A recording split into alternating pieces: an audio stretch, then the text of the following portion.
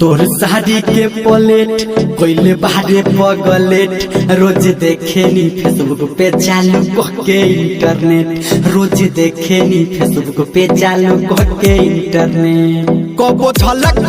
रे कबो लचक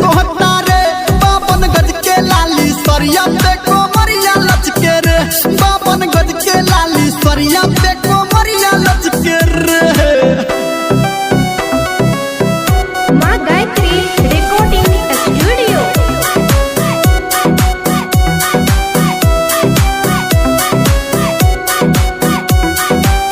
जान मारेला तोर होट लाली नाक के नथिया कान के वाली दिलवा रहेला बेचैन देख के अखिया काली काली पल्लू सर के तो जवाना के भीतरी लौके रे बावन गज के लाली सरिया पे कोमरिया लचके रे बावन गज के लाली सरिया पे कोमरिया लचके रे।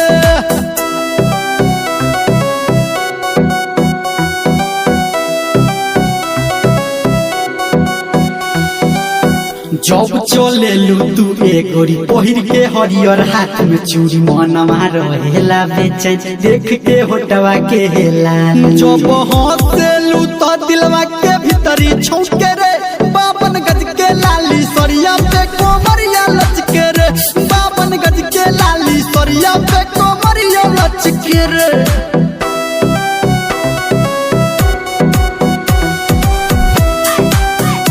अभी आप सुन रहे हैं सावरिया म्यूजिक।